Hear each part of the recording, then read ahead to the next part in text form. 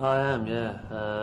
It does feel a bit weird actually because it's been. I haven't actually been home to my house on the Wirral for about 6 months, and I haven't been in the city centre for even longer than that. It's Did you been get a good. chance to look around today at all? Well, no, I mean, like I just, walked around in the rain a bit, and Paul was complaining that he was getting his hair wet because he just washed it. But the thing, I mean, I do like Liverpool, and that's, I mean, and the area as well. I mean, I really do like living out on the Wirral. Actually, I think I'll probably always stay there because it's home, I suppose. But in terms of sort of like being with the band and making music, I think it was a good move to actually keep away for a while because, with having our own studio just off Whitechapel, it was getting really boring. It was like going to the office every day, parking the car and going in. So we needed a change. We needed a change of scenery and a change of people. And we've got more enthusiastic, and we've sort of absorbed a lot of different ideas and things by moving around and meeting people. And I'm sure that that's sort of shown in the music we've been doing this year. It sounds a lot more energetic and excited. So you're not going to do a Paul McCartney and just visit once a year or something like Oh that? no, I've no plans to sort of, become a sort of a Hollywood tags exile or move down to London or anything. It still feels like home a bit. So where are you living at present? Out of a suitcase, basically. I mean, up until last month, we spent about 3 months in Belgium because we finished the album over in the Benelux area. So we decided to stay there because we found a little farmhouse that was. Well, it was really idyllic, and it was lovely to stay there until about a week after we left. We found out that the year previously there'd been a triple murder there. So no wonder all the locals were looking at us funny. Some woman went nutty and killed her family in the house, but thank God we didn't find out about that till after we'd left. Do you like travelling? Yeah, I do. That's one of the things I really appreciate about being in the music business, actually. It makes it very difficult to keep sort of constant ties with like your family or friends or anybody you meet, because you sort of, and you feel a bit strange sometimes, you'll bump into somebody and you just get to know them over a couple of days or something, and you think, oh yeah, well, I'll see you again soon, and that's it, you don't see him for another year or something because you're off elsewhere, and that's a bit strange, but I do like the travelling around, actually. And funny enough, the more you travel around the world, the more people. Nowhere's more terribly different. The world seems to get smaller and smaller. You went to Hong Kong recently. What was that like? Did you enjoy it? Yeah, I sort of used Hong Kong as a base for a holiday for 3 weeks in sort of Southeast Asia, and from there I went to Singapore and Thailand and into China for a few days, which was really interesting. And unfortunately, I took along with me my company American Express card, and it got a bit of a bashing, I'm afraid. So I'm repaying it all over the next year now. My first holiday in 3 years will be my last for the next 5, I think. Do you still keep in touch a lot with Liverpool, with what's going on, the bands and such like? Well, I usually do, but then this sort of last 9 months has been very strange for me. Like a year or so ago, I was always like out down the warehouse, or we were always in town anyway working. But then we packed in the Grand Suite and the warehouse is burnt down, so we've been away for a while. I must admit, I do.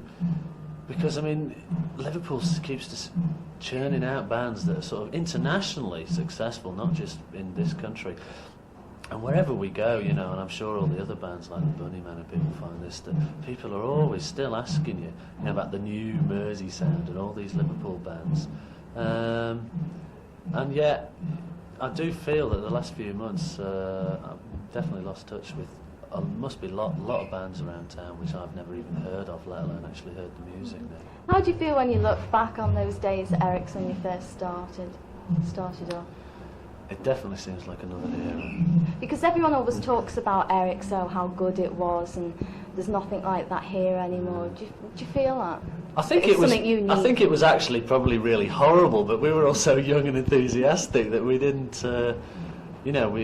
We didn't feel that way about it. I don't know. I don't think these days that there's many kind of clubs and many atmospheres like that. Sort of 77, 78 and 79, it was very much sort of, there was the independent record companies like Zoo here in Liverpool and Factory in Manchester, and all the punk clubs were then sort of big, turning into new wave and opening their doors to lots of different acts. And I'm sure if we had started any other time than in 78, we probably would have had a lot of a harder time.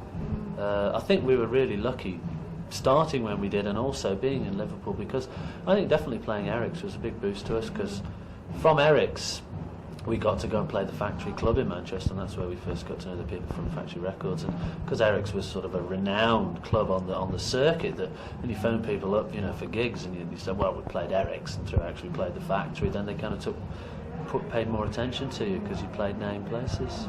The fact that you played on a Thursday night and it was free to get in and you didn't get paid, you didn't tell them that. So you're admitting to it now, are you? Oh, right, yeah. No, I never, you know, I've got my feet on the ground. I remember where I came from. Right, I'll probably be back there next week. So what's the new single going to be called? It's Talking Loud and Clear. Last track on the second side of the album, which is causing an argument, but it's been so hard to pick singles off this album because everybody seems to have different favourites.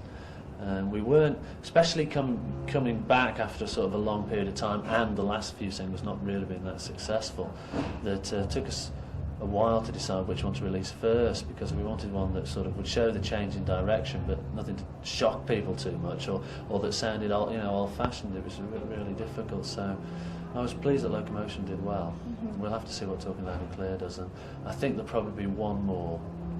I know a lot of people really like Talking Loud and Clear, but I also know a lot of people like Tesla Girls as well, which is quite different to the version we played at the Royal Court last September, but I think it's still a good song.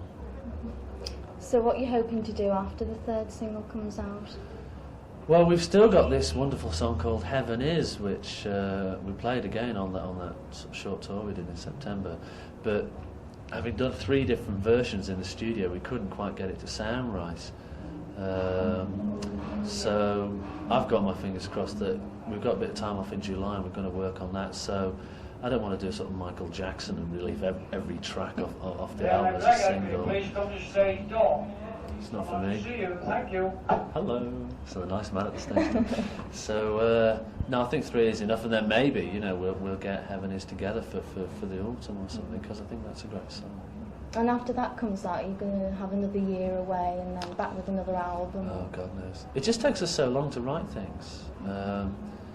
And we always, after we finish, we always sit down and think to ourselves, you know, what do we want to do and do we want to do it? Because it's never taken for granted that OMD is the sort of thing that's going to go on forever and ever.